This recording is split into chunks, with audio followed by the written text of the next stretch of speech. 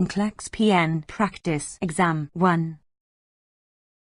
Question 1. Which finding is the best indication that a client with ineffective airway clearance needs suctioning? A. Oxygen saturation. B. Respiratory rate. C. Breath sounds. D. Arterial blood gases.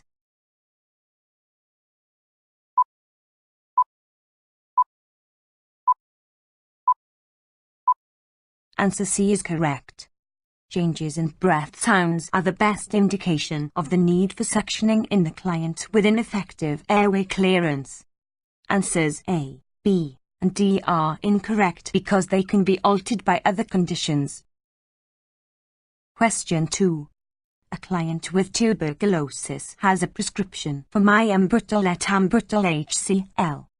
The nurse should tell the client to notify the doctor immediately if he notices A. Gastric distress. B. Changes in hearing. C. Red discoloration of bodily fluids. D. Changes in color vision.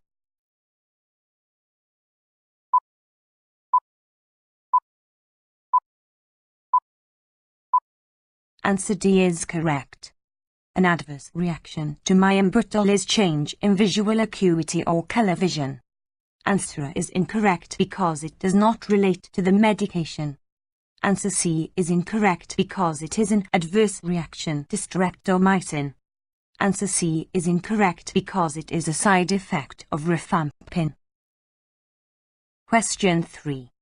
The primary cause of anemia in a client with chronic renal failure is A. Poor iron absorption. B. Destruction of red blood cells. C. Lack of intrinsic factor. D. Insufficient erythropoietin.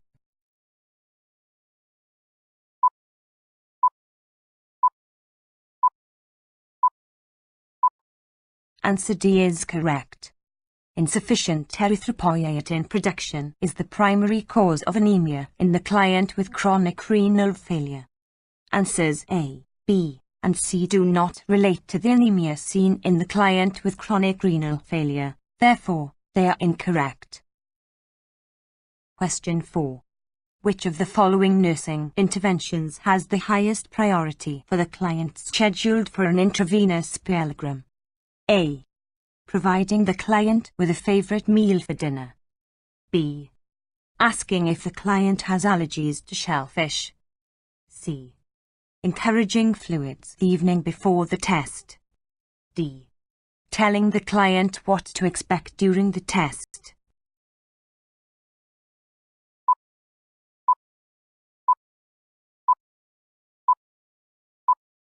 Answer B is correct. The contrast media used during an intravenous pyelogram contains iodine, which can result in an anaphylactic reaction. Answers A, C, and D do not relate specifically to the test, therefore, they are incorrect. Question 5.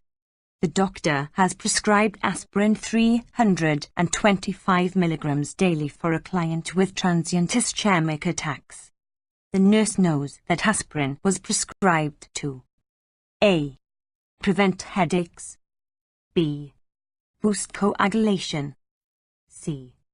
Prevent cerebral anoxia. D. Keep platelets from clumping together.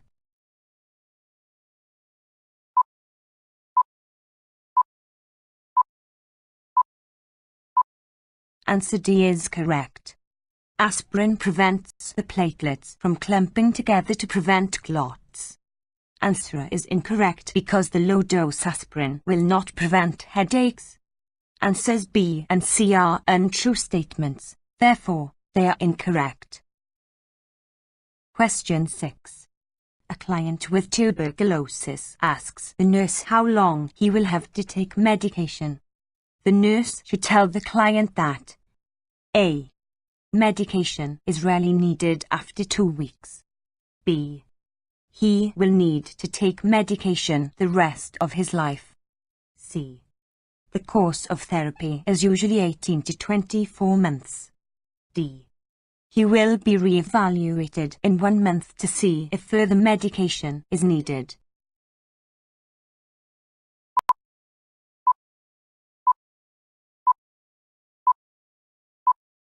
Answer C is correct. The usual course of treatment requires that medication be given for 18 months to 2 years. Answers 1 and D are incorrect because the treatment time is too brief. Answer B is incorrect because the medication is not needed for life. Question 7. Which development milestone puts the 4-month-old infant at greatest risk for injury? A. Switching objects from one hand to another. B. Crawling. C. Standing. D. Rolling over.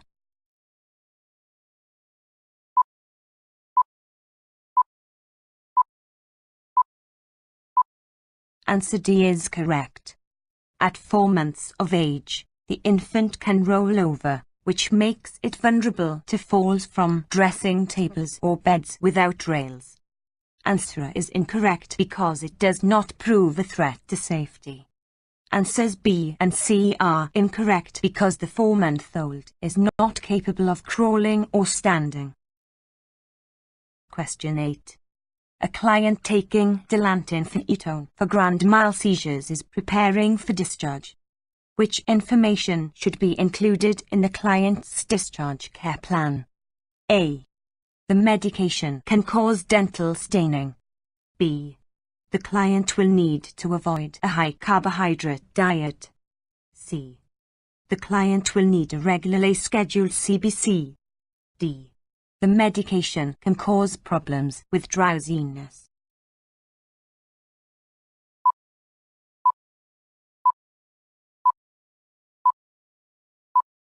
Answer C is correct. Adverse side effects of Dilantin include granulocytosis and aplastic anemia. Therefore, the client will need frequent CBCs. Answer is incorrect because the medication does not cause dental staining. Answer B is incorrect because the medication does not interfere with the metabolism of carbohydrates. Answer D is incorrect because the medication does not cause drowsiness. Question 9. Assessment of a newborn male reveals that the infant has hypospadias. The nurse knows that A.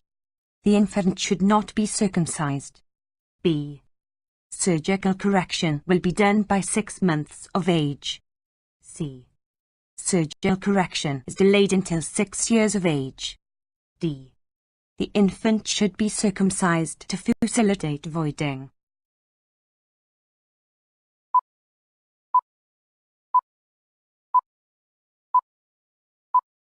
Answer is correct. The infant with hypospadias should not be circumcised because the foreskin is used in a reconstruction. Answer B and C are incorrect because reconstruction is done between 16 and 18 months of age, before toilet draining.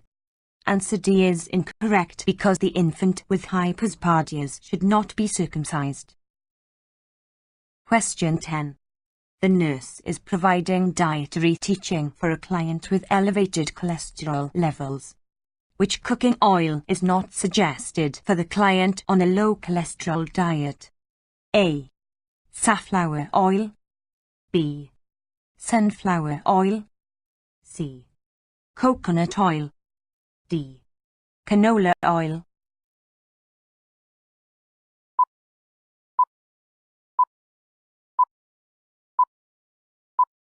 Answer C is correct. Coconut oil is high in saturated fat and is not appropriate for the client on a low cholesterol diet. Answers A, B, and D are incorrect because they are suggested for the client with elevated cholesterol levels. Question 11. The nurse is caring for a client with stage 3 Alzheimer's disease. A characteristic of this stage is A. Memory loss. B. Failing to recognize familiar objects. C. Wandering at night. D. failing to communicate.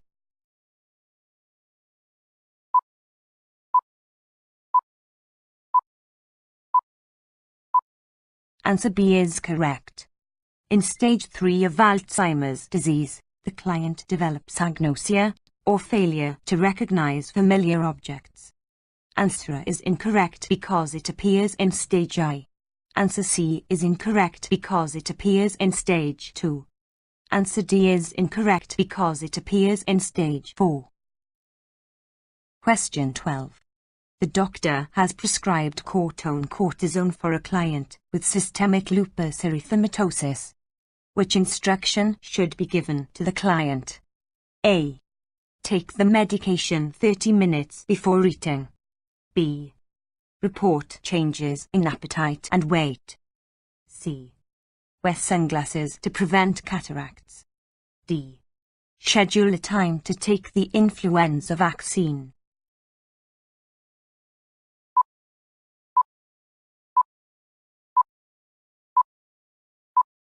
Answer D is correct. The client taking steroid medication should receive an annual influenza vaccine. Answer is incorrect because the medication should be taken with food. Answer B is incorrect because increased appetite and weight gain are expected side effects of the medication.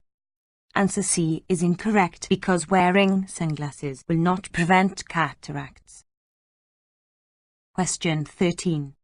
The nurse is caring for a client with an above-the-knee amputation A.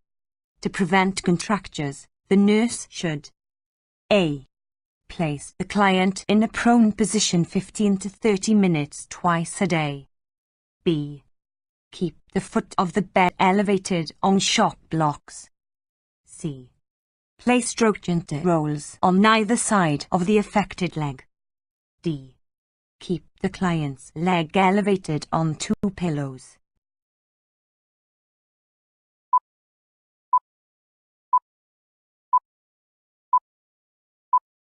Answer is correct. The client with an above-the-knee amputation should be placed prone 15 to 30 minutes twice a day to prevent contractures. Answers B and D are incorrect because elevating the extremity after the first 24 hours will promote the development of contractures. Use of a trochanter roll will prevent rotation of the extremity but will not prevent contracture. Therefore, answer D is incorrect. Question 14. The mother of a 6-month-old asks when her child will have all his baby teeth. The nurse knows that most children have all their primary teeth by age. A. 12 months. B. 18 months. C. 24 months. D. 30 months.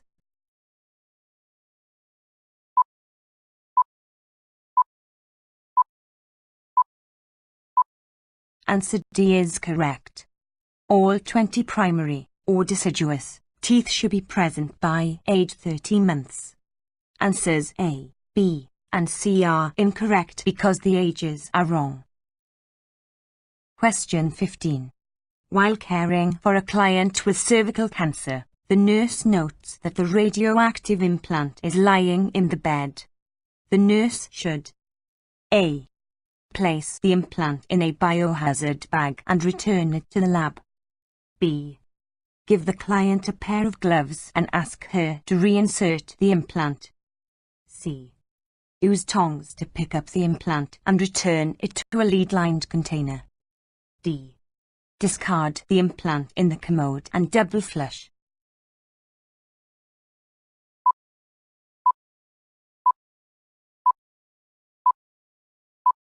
Answer C is correct. The radioactive implant should be picked up with tongs and returned to the lead-lined container. Answer is incorrect because radioactive materials are placed in lead-lined containers, not plastic ones, and are returned to the radiation department, not the lab. Answer B is incorrect because the client should not touch the implant or try to reinsert it. Answer D is incorrect because the implant should not be placed in the commode for disposal. Question 16. The nurse is preparing to discharge a client following a laparoscopic cholecystectomy. The nurse should A. Tell the client to avoid a tub bath for 48 hours. B. Tell the client to expect clay-colored stools. C. Tell the client that she can expect lower abdominal pain for the next week. D.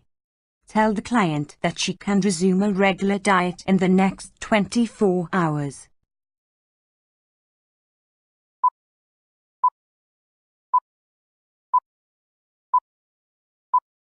Answer is correct. Following a laparoscopic cholecystectomy, the client should avoid a tub bath for 48 hours. Answer B is incorrect because the stools should not be clay-colored. Answer C is incorrect because pain is usually located in the shoulders. Answer D is incorrect because the client should not resume a regular diet until clear liquids have been tolerated. Question 17. A high school student returns to school following a 3-week absence due to mononucleosis. The school nurse knows it will be important for the client A. To drink additional fluids throughout the day. B. To avoid contact sports for 1 to 2 months. C. To have a snack twice a day to prevent hypoglycemia. D. To continue antibiotic therapy for 6 months.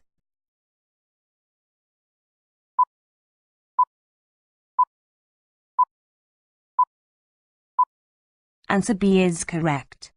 The client recovering from mononucleosis should avoid contact sports and other activities that could result in injury or rupture of the spleen.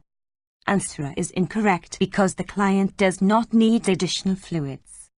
Hypoglycemia is not associated with mononucleosis, therefore, answer C is incorrect. Answer D is incorrect because antibiotics are not usually indicated in the treatment of mononucleosis. Question 18. A 6-year-old with cystic fibrosis has an order for Creon. The nurse knows that the medication will be given A. At bedtime. B. With meals and snacks. C. Twice daily. D. Daily in the morning.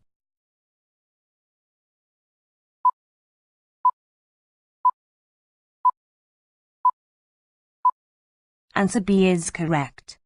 Pancreatic enzyme replacement is given with each meal and each snack.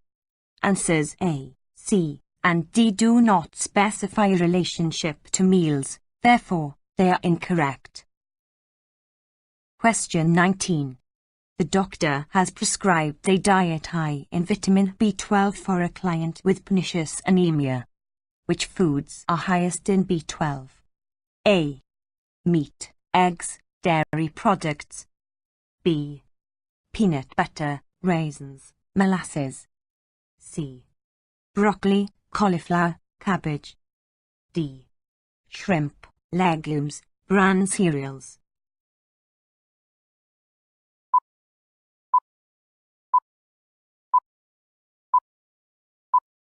Answer is correct. Meat, eggs, and dairy products are food high in vitamin B12. Answer B is incorrect because peanut butter, raisins, and molasses are sources rich in iron. Answer C is incorrect because broccoli, cauliflower, and cabbage are sources rich in vitamin K. Answer D is incorrect because shrimp, legumes, and bran cereals are high in magnesium. Question 20. A client with hypertension has begun an aerobic exercise program. The nurse should tell the client that the recommended exercise regimen should begin slowly and build up to A. 20 to 30 minutes 3 times a week. B. 45 minutes 2 times a week. C. 1 hour 4 times a week. D. 1 hour 2 times a week.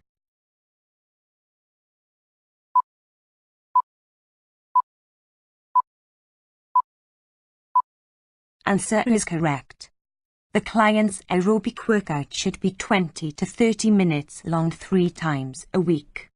Answers B, C, and D exceed the recommended time for the client beginning an aerobic program, therefore, they are incorrect. Question 21. A client with breast cancer is returned to the room following a right total mastectomy. The nurse should A. Elevate the client's right arm on pillows. B. Place the client's right arm in a dependent sling. C. Keep the client's right arm on the bed beside her. D. Place the client's right arm across her body.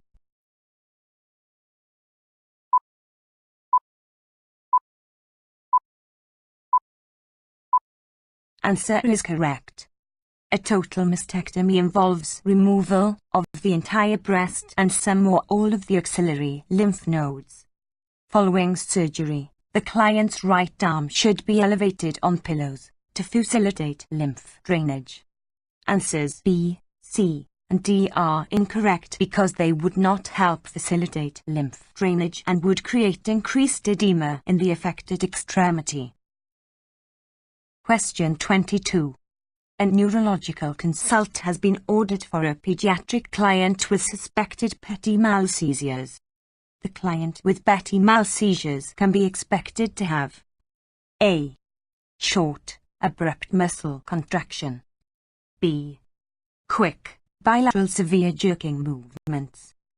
C. Abrupt loss of muscle tone. D. A brief lapse in consciousness.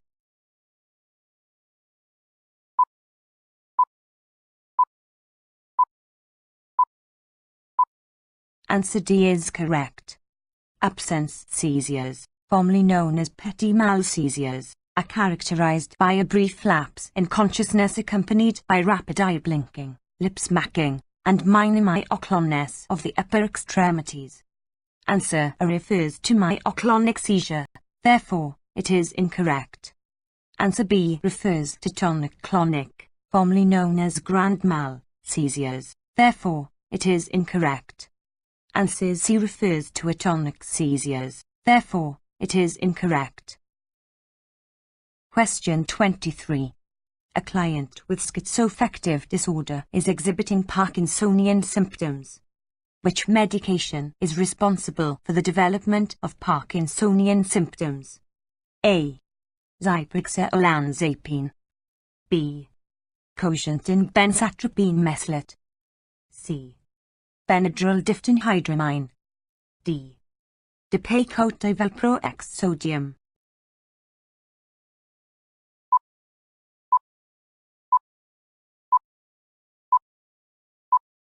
Answer is correct.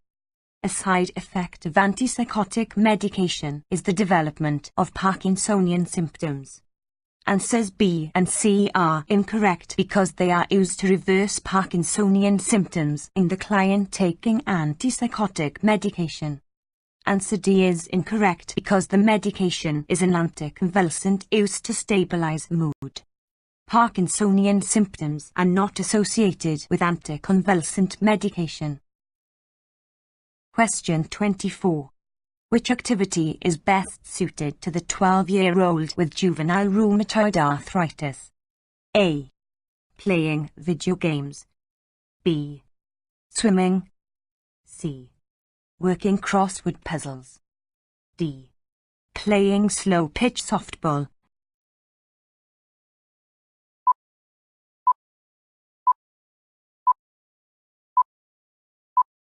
Answer B is correct. Exercises that provide light passive resistance are best for the child with rheumatoid arthritis. Answers 1 C require movement of the hands and fingers that might be too painful for the child with juvenile rheumatoid arthritis, therefore, they are incorrect. Answer D is incorrect because it requires the use of larger joints affected by the disease. Question 25. The glycosylated hemoglobin of a 40-year-old client with diabetes mellitus is 2.5%. The nurse understands that A. The client can have a higher calorie diet. B. The client has good control of her diabetes. C. The client requires adjustment in her insulin dose. D. The client has poor control of her diabetes.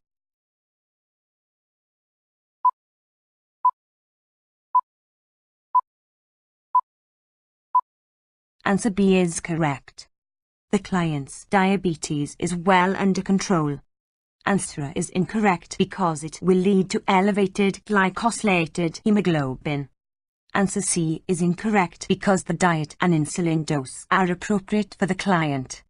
Answer D is incorrect because the desired range for glycosylated hemoglobin in the adult client is 2.5% to 5.9%.